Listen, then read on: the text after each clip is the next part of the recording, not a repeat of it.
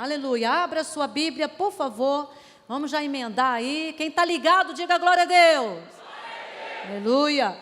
Salmo 139, versículo 1. Amém? É o primeiro, nós estaremos lendo outros versículos, mas esse aqui é o primeiro. Salmo 139, versículo 1. Deus é bom, igreja. Fica ligado, hein? Coração ligado. Não se distraia. No final do culto estaremos orando pela sua vida. Vamos aproveitar essa unção que está sobre esses jovens aqui, hein? Aleluia!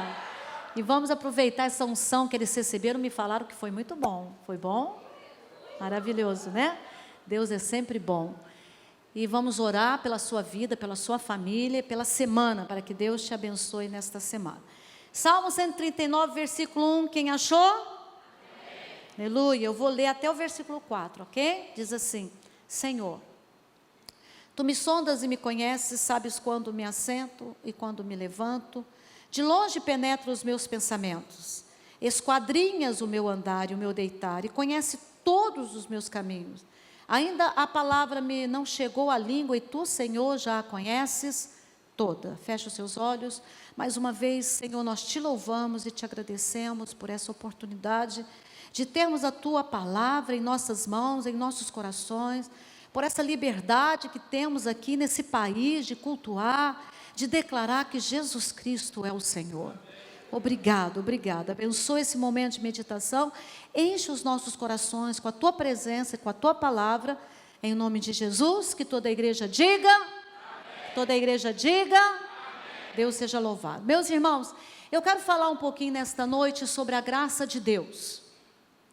Deus assim nos permitindo e derramando sobre nós a sua unção. Porque muitas pessoas, né, principalmente os legalistas, né, todas as igrejas existem legalistas, infelizmente, eles ainda não compreenderam, eles são legalistas porque eles ainda não compreenderam sobre a graça de Deus, a questão da graça. Nós precisamos aprender da graça de Deus e do Deus da graça. E eu quero falar aqui um pouquinho sobre alguns elementos sobre a graça de Deus, para que você possa saber como que Deus age nessa dispensação da graça, no qual hoje a igreja está inserida, século 21. Não estamos mais na dispensação da lei, estamos na dispensação da graça, pelo Espírito de Deus, onde o Senhor age em nossos corações. Somos salvos, o apóstolo Paulo diz que somos salvos pela fé, mediante a graça de Deus, debaixo do Espírito do Senhor, que nos convence, com referências à Escritura Sagrada e à bondade e o amor de Deus. Em Cristo Jesus, nós enxergamos a bondade de Deus. Em Cristo Jesus, abriu-se uma janela para a humanidade e a gente pôde enxergar um outro lado de Deus. Um Deus Pai, um Deus que tem prazer e quer desfrutar da nossa presença, estar conosco, ter um relacionamento de pai e filho, receber o nosso amor, nos amar. E a graça de Deus exatamente entra nesse contexto, trazendo toda essa mensagem, trazendo todo esse entendimento e essa revelação em Cristo Jesus. Então, a primeira coisa que nós precisamos aprender sobre a graça de Deus é que você não é surpresa para Deus. Diga comigo, eu não sou surpresa para Deus. Nós temos o Salmo 139 aqui, que o salmista, debaixo de uma revelação profunda, de águas profundas do Espírito Santo, ele traz à tona algo muito importante para nós. Para que nós possamos entender e nos relacionar de forma correta com Deus, nós precisamos entender, compreender, assimilar, abrir o nosso entendimento de uma forma ampla e saber que nós não somos surpresa para Deus. Deus está familiarizado com todos os nossos caminhos. Ele nos sonda, Deus sonda cada um de nós. A palavra sondar no hebraico significa Deus me cava. O tema da juventude foi antes de existir, não é? Antes de eu existir, Deus já tinha um projeto para a minha vida, para a sua vida. Antes da fundação do mundo, Deus já tinha nos separado, já tinha nos escolhido, já tinha traçado os desígnios e os projetos e os planos para cada vida que está aqui. Então nós não somos surpresa para Deus. Ele não é conivente com os nossos erros e pecados, mas Ele conhece todos eles. Eu conheço pessoas que quando pecam, quando erram, saem da igreja. Saem da igreja porque eu pequei contra Deus. Deus está realmente, eu não tenho como me relacionar com Deus. São pessoas que não conhecem as Escrituras, que não conhecem a bondade, a misericórdia. A Bíblia diz que onde há arrependimento e confissão, existe restituição. Eu não preciso sair da igreja quando eu erro, achando que Deus não vai me perdoar, ou pensando qualquer outra coisa nesse nível. Porque se houver arrependimento e confissão de pecados, Deus já sabia do meu pecado, sim. A Bíblia diz que antes que a palavra me chegasse à boca, Ele já conhecia todas. Ele esquadrinha o meu andar e o meu deitar. Esquadrinhar significa examinar, investigar. Todos. Ele conhece todos os meus caminhos. Os caminhos bons e os ruins, as decisões corretas e as decisões equivocadas. Os pecados ocultos que ninguém conhece, ninguém, absolutamente ninguém, o Senhor sabe e conhece todos eles. Mesmo assim, sabendo de cada pecado que todos nós iríamos cometer durante toda a nossa existência, todos os erros, escolhas erradas, decisões erradas, caminhos errados, ferindo o coração do Pai, mesmo com todo esse conhecimento, antecipado de todas as nossas fraquezas, erros e pecado, que todos nós já cometemos e vamos cometer, e que Ele conhece todos, ainda assim, Ele escolheu, de forma intencional. Ninguém forçou Deus a escolher, porque Ele não é forçado por ninguém. Não há restrições para Deus. Ele é absolutamente livre para fazer exatamente o que Ele quer. E a decisão foi uma decisão intencional de Deus.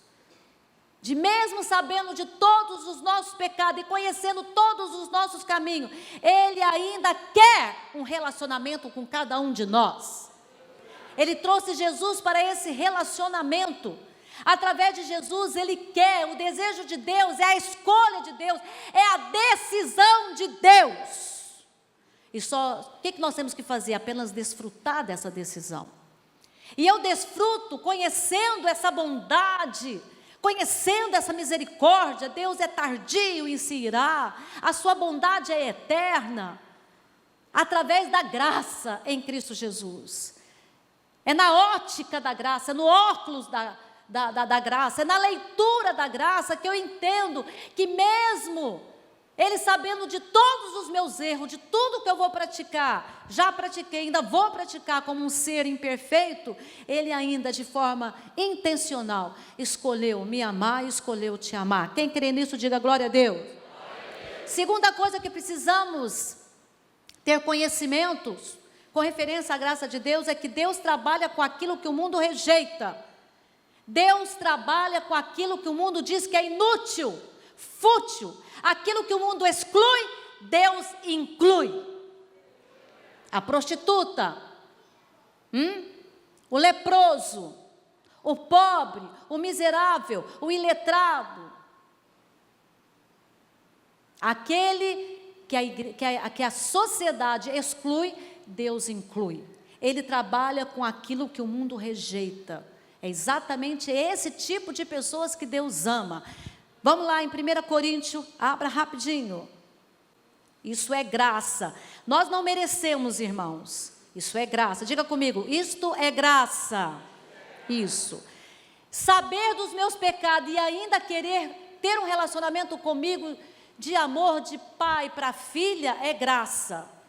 Trabalhar com aquilo que o mundo rejeita e diz que é inútil e fútil é graça. 1 Coríntios, capítulo 1, versículo 27.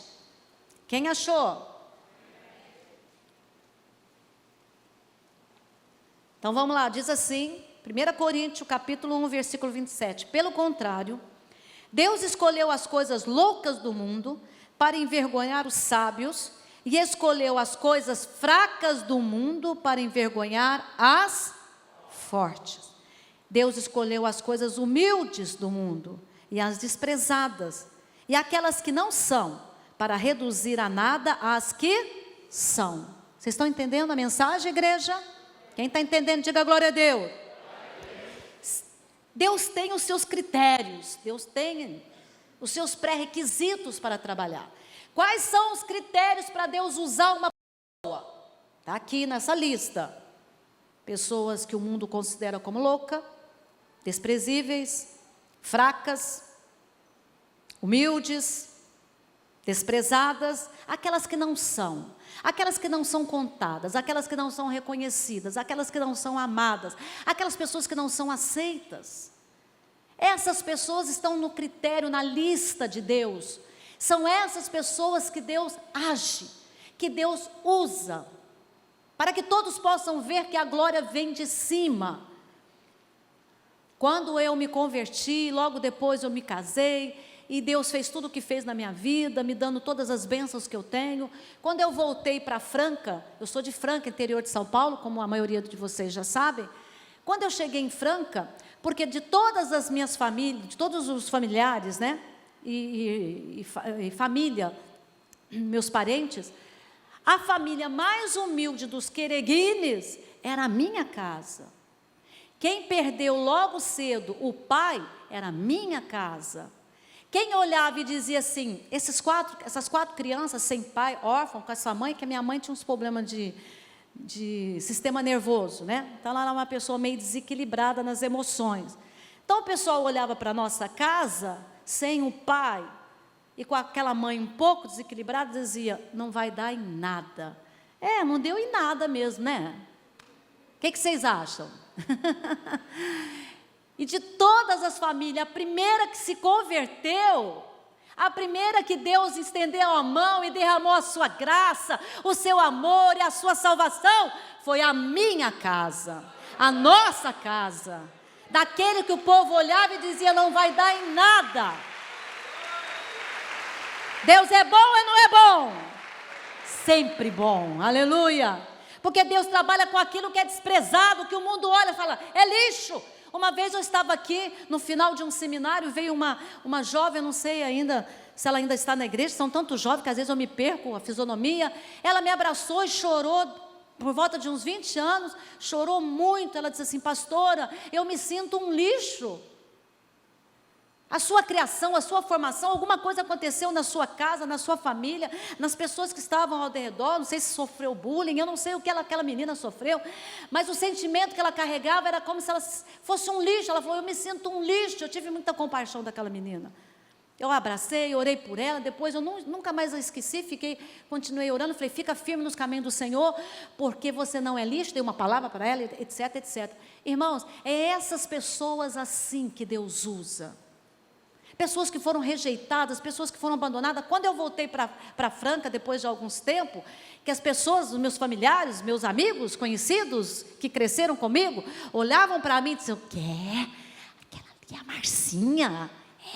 Que isso? Aquele bonitão é o marido dela? Mentira, não acredito. O quê? Ela fez isso, se formou nisso, está aquilo, está aquilo? Tudo isso? Só pode ser Deus. Vocês estão entendendo? A glória foi para quem? Para Ele. Deus usa as coisas fracas deste mundo para que o seu nome seja glorificado. Não há limites para Deus. O que é lixo para o mundo é coisa preciosa para Deus, é preciosidade para Deus. Isso se chama graça de Deus. Ele escolhe e usa o que o mundo rejeita e joga fora. Ele está disposto a trabalhar através de nós e se mostrar forte na nossa fraqueza. Quanto mais fraca eu sou, mais forte eu serei, diz a palavra. A Bíblia fala sobre isso, 2 Coríntios 12:9 diz, a minha graça te basta, a graça de Deus te basta. Se o mundo te rejeita, e daí, qual é o problema? Você só precisa da aceitação de Deus em Cristo Jesus. Deixa que Ele vai mudar a sua história. Deixa que Ele vai te colocar num lugar de honra. Deixa que Ele vai mostrar para as pessoas quem é você. O potencial que há dentro de você. Os dons, os talentos, a inteligência que Deus te deu. Deixa com Deus. Seja fiel ao Senhor. Diz, a minha graça te basta. Porque o poder se aperfeiçoa na fraqueza. Essa fraqueza aqui não é aquela pessoa covarde. A fraqueza aqui é quando a pessoa reconhece que é dependente de Deus. Senhor, eu sou fraco, dependente. Quando eu sou fraco, eu sou forte. Quando eu sou dependente de Deus, eu sou forte.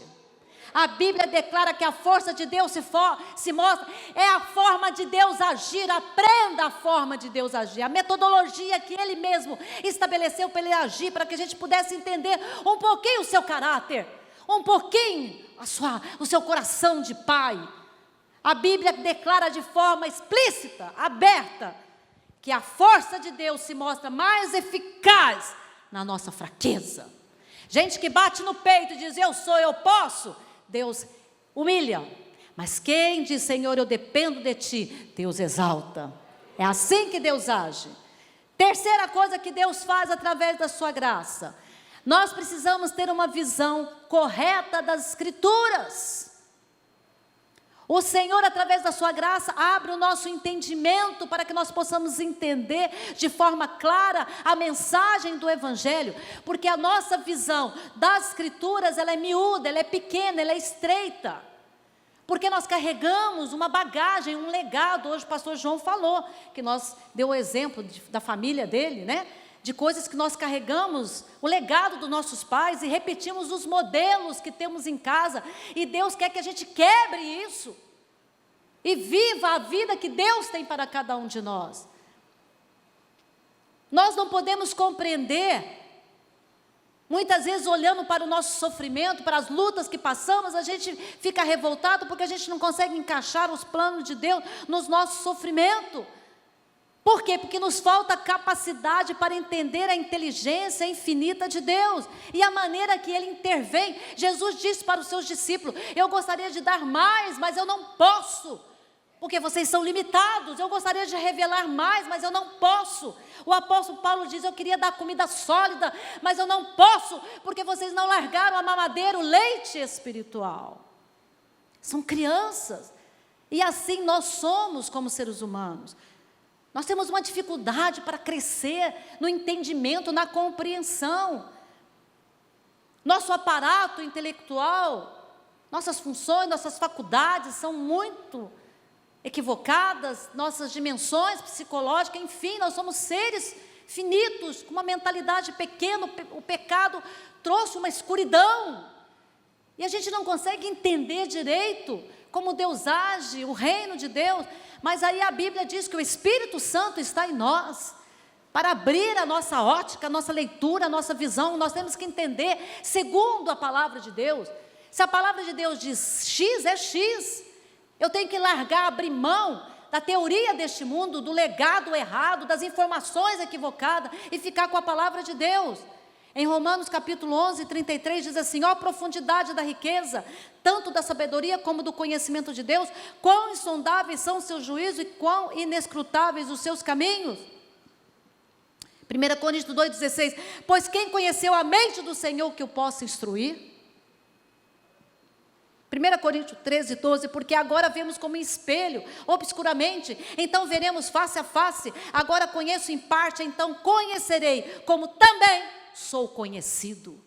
Olha, conhecerei assim como eu sou conhecido. Então hoje nós temos uma limitação, mas nós temos a palavra de Deus para nos direcionar, para indicar o caminho, para abrir a nossa mente e entender os planos de Deus. A Bíblia diz que todas as coisas cooperam para o bem daqueles que amam a Deus e que são chamados segundo o seu propósito. Eu não sei como, eu não tenho nem ideia, mas eu sei que aquela tempestade que eu vivi ou estou vivendo, Deus vai transformar em benefício para a minha vida. É isso que a gente tem que enxergar, é isso que nós temos que crer e lutar, e passar pela frente e abençoar outras pessoas com essa mensagem de esperança e de fé. Em questões, no contexto de eternidade, todas as coisas cooperam para o meu bem. E eu descanso. A Bíblia diz em Hebreus, quem crê, descansa. Quarto, não confie no seu coração. Quarta coisa que nós precisamos aprender. Nosso coração é enganoso. Confie apenas no Deus de toda graça.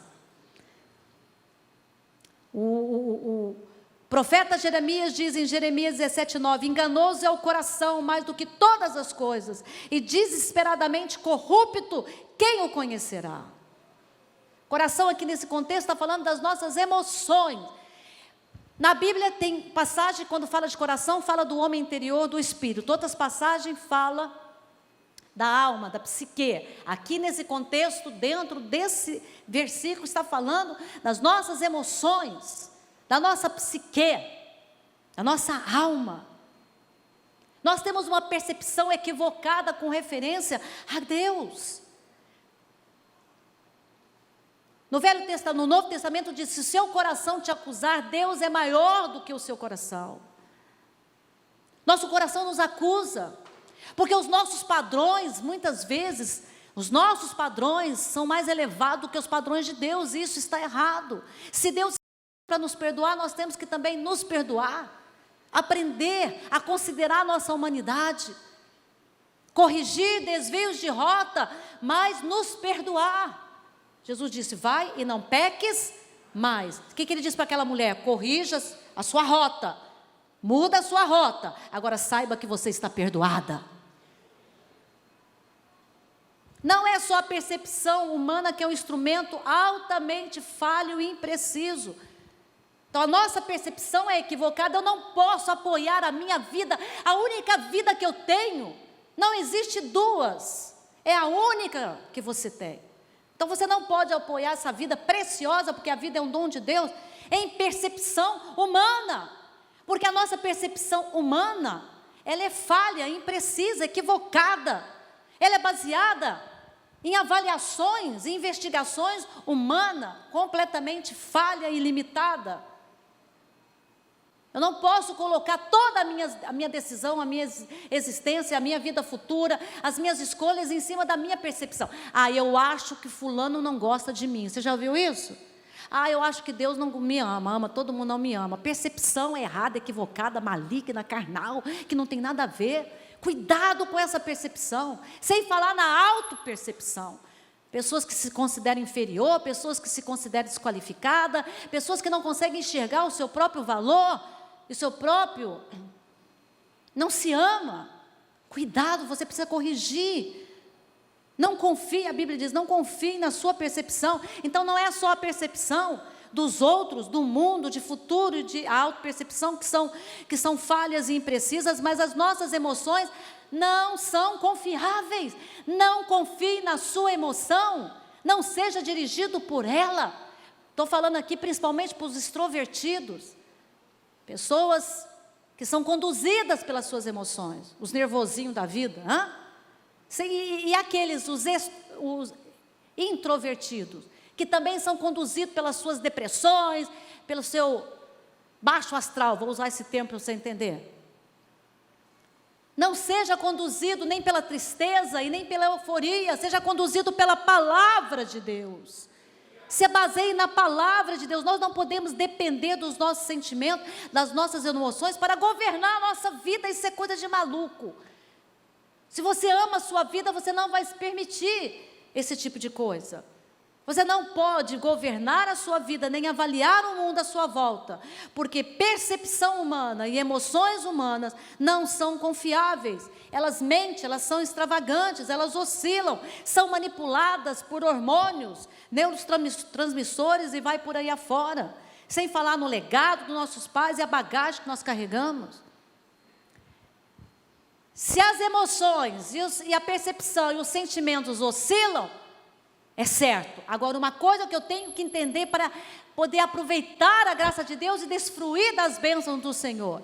A presença de Deus não é inconstante. A presença de Deus é constante. As minhas emoções não, elas vão. Tem dia que você acorda de bem com a vida, amando todo mundo, não é assim? Tem dia que você acorda e você quer matar todo mundo. Só que você não confessa, porque você é cristão. Fala a verdade. Você tem que ir para o pé da cruz ali, Senhor, me ajuda. Então as nossas emoções oscilam. Um dia que a gente está caidinho, outro dia a gente está mais alegre, mas a fé não oscila. A fé é firme quando ela está estabelecida na palavra de Deus. E mais, a presença de Deus não oscila. Deus é constante, Deus é presente, Deus é real. Se eu não estou sentindo, e daí? Qual é o problema de não sentir? Eu não vivo pelos sentimentos, eu vivo pela palavra de Deus. E a palavra me garante a presença do Senhor todos os dias da minha vida. A palavra não chegou na minha boca e Ele já sabe todas. Sabe quando eu me acendo, quando eu me levanto. De longe penetra os meus pensamentos. Esquadrinha o meu andar, o meu deitar. Cada minuto da minha existência está no controle de Deus. Oh, glória a Deus. Eu posso acordar caidinha, eu posso acordar meio triste, eu posso acordar de mau humor. Mas Deus não acorda de mau humor. Aliás, Deus nem dorme. Ele é fiel, Ele é imutável, Ele é constante. A sua presença não vai e vem. A sua percepção sobre a presença de Deus vai e vem. Deu para entender? Tem dia que você acha que Deus está com você, percepção correta. Tem dia que você acha que Deus não está com você, percepção equivocada, porque você não está bem. Aí a gente acha, pela nossa percepção ser tão oscilante, que Deus também é. Presta atenção. Mesmo que você acorde na percepção de que Deus não está com você, saiba que Deus está. Presta atenção, é a nossa percepção que faz a gente enxergar o vai e vem de Deus, mas Deus não vai nem vem, Deus está conosco. Ele permanece conosco, Ele é poderoso para sustentar a sua vida. Quando Ele foi se apresentar, Ele não se apresentou no verbo existir, Ele se apresentou no verbo ser. Eu sou, disse o Senhor, porque não há princípio nem fim, Ele é o eterno e Ele cuida de cada um de nós. É esse Deus fiel e poderoso que você tem que descansar.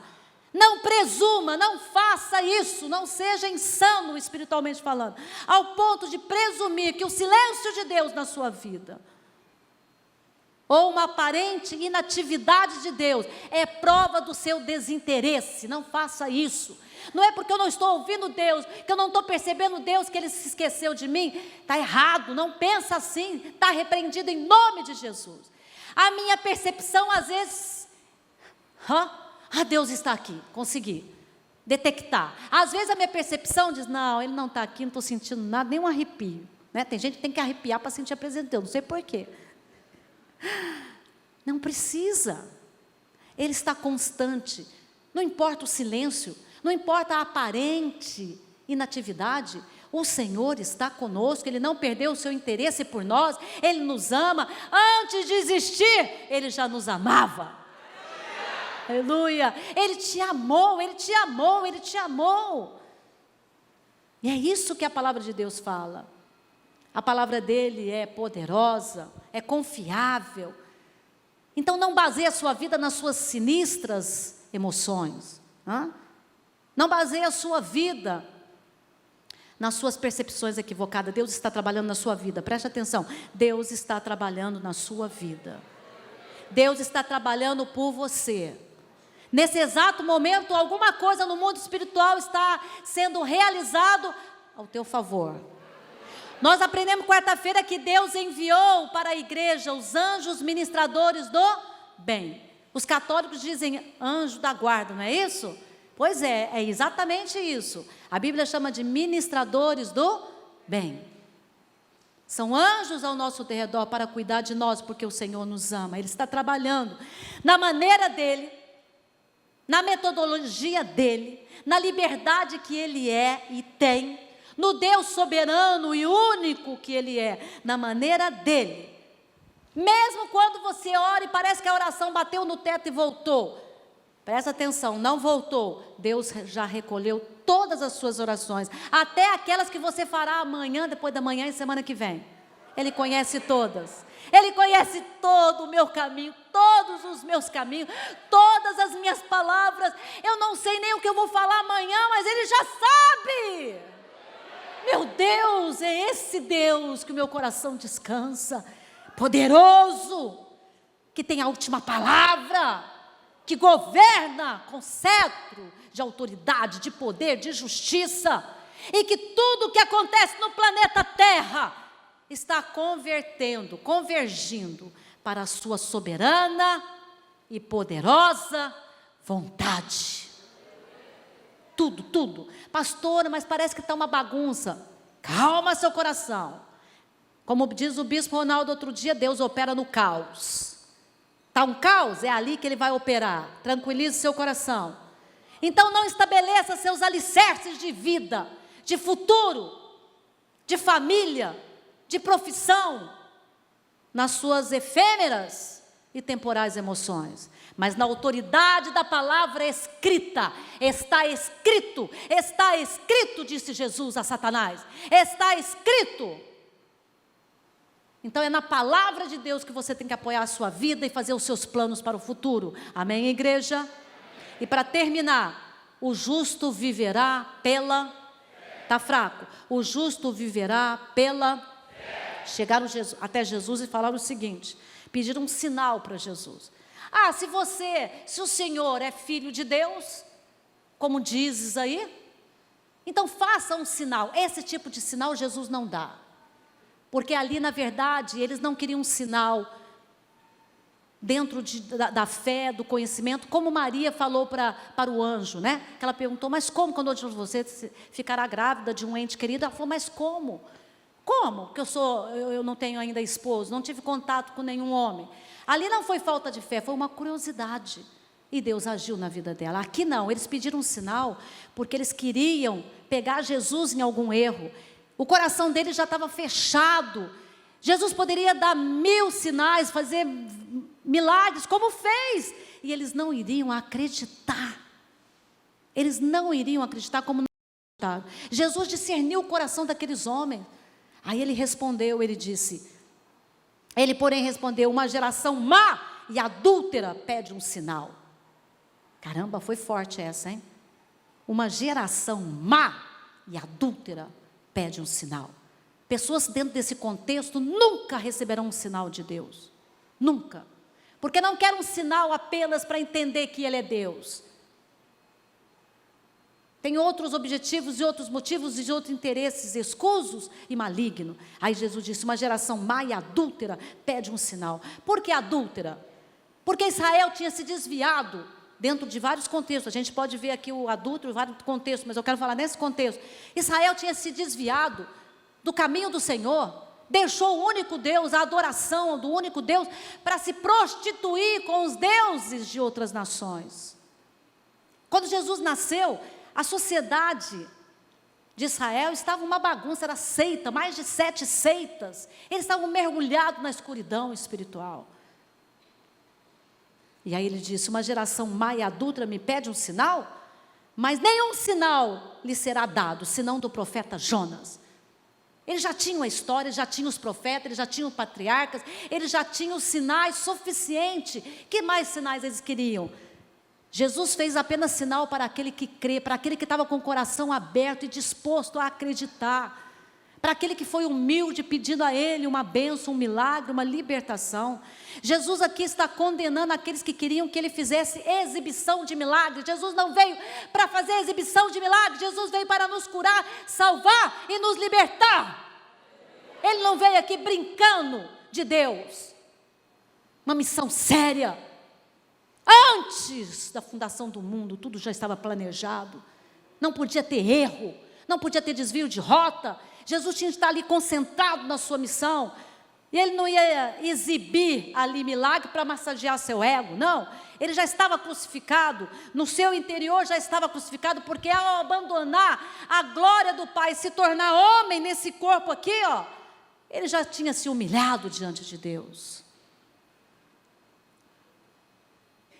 A nossa fé, irmãos, presta atenção, quando diz que o justo viverá pela fé, não é fé por fé, não é uma fé por fé como você vê aí fora.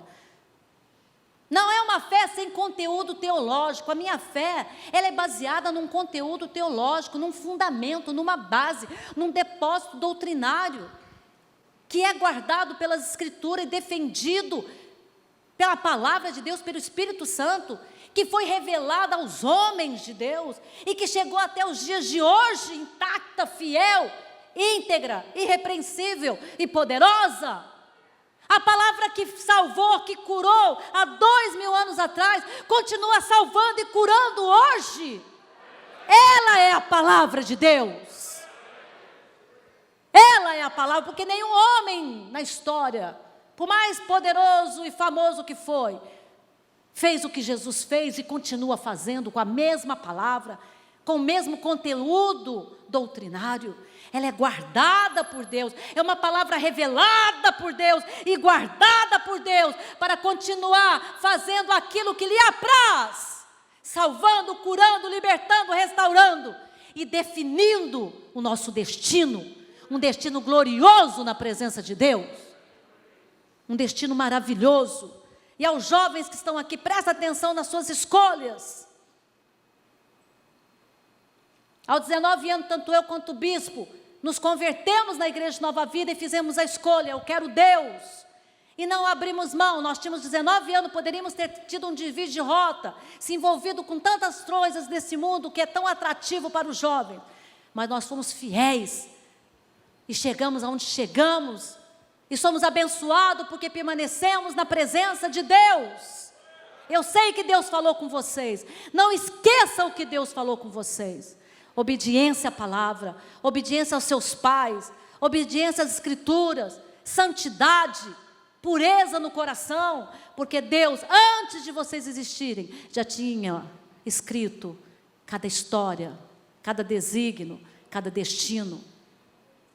Lembra no batismo?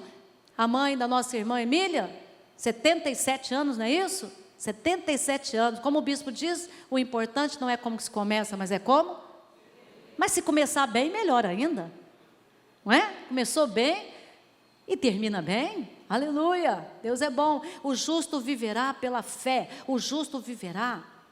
Nossa fé não está ancorada em sinais e milagres. Presta atenção, as campanhas de quarta-feira é para estimular a sua fé. É para provocar a sua fé, porque sem fé Deus não age. Vocês sabem disso. Sem fé, se Deus não encontrar uma fé do tamanho de um grão de mostarda, pelo menos desse tamanhozinho, Ele não vai agir. Ele estabeleceu a fé para agir. Pastor, Ele pode agir sem fé? Pode, mas Ele estabeleceu a fé e Ele guarda isso. Ele mesmo cumpre a lei que Ele mesmo estabeleceu. Mas se Deus não quiser abrir portas, louvado seja Deus. Se Ele não quiser me curar, louvado seja Deus. Se Ele não quiser me promover, louvado seja Deus. Se Ele não atender a minha oração, e daí? Louvado seja Deus. Eu não estou seguindo a Deus por todos esses benefícios que o Senhor nos dá. Eu sigo a Deus porque eu o amo. Nós servimos a Deus porque o amamos, porque que eu e o bispo, desde os 19 anos, estamos firmes na caminhada, nunca nos desviamos, nunca abandonamos o Senhor, nunca demos as costas para a igreja, porque nós amamos o Senhor. Nós amamos o Senhor. Vocês conseguem entender isso? Vocês têm líderes, vocês são bem-aventurados porque vocês têm pastores que amam e adoram o único Deus e Senhor da terra, que não abre mão em hipótese alguma desse princípio. Então a nossa fé não está ancorada. Quarta-feira é bíblico, campanha é bíblico. Se você procurar, você vai ver lá. Paulo mandou trazer, orando pelos enfermos, mandou trazer peças. Nós temos aí vários momentos onde tem 7 semanas, 7 voltas, 7 gritos, 7 mergulhos. É bíblico. Não se assuste, cuidado com o que você ouve do lado de fora. Nós jamais traríamos alguma coisa aqui que não fosse da parte de Deus, não desse paz. Fique tranquilo, a campanha é um instrumento para mover a sua fé. Movendo a sua fé, Deus age, Deus opera, Deus abre portas, Deus cura, Deus liberta, Deus salva, aleluia, glória a Deus. Porque o prazer de Deus é te abençoar. Aí Ele tem que usar, Ele usa alguns mecanismos, algumas metodologias para estimular a sua fé sendo estimulada, viva, restaurada, o Senhor age. Mas nossa fé não está ancorada em sinais e milagres, mas ela está ancorada, ouviu Satanás, que o diabo ouça isso, a nossa fé está ancorada, apoiada, fundamentada na palavra de Deus. e na pessoa de Jesus Cristo, o vencedor, aquele que é, era e sempre será o Rei da glória. Aleluia. Você pode dizer glória a Deus? Olha só o que Jesus disse em João 20, 29 para terminar. Disse-lhe Jesus: porque me viste, creste? Bem-aventurados que não viram e creram. Ele estava falando de quem? Ele estava falando de você, de mim. Bem-aventurados que não viram e creram. Eu nunca vi Jesus fisicamente, literalmente, como esses homens viram, ok? Mas eu creio. Você crê? Quem crê, levanta a mão. Bem-aventurados que não viram e creram. Oh, glória! Você é um bem-aventurado, meu irmão. Permanece firme. Permanece firme. Então, para acabar, você não é surpresa para Deus, Ele te conhece. Deus trabalha com aquilo que o mundo rejeita.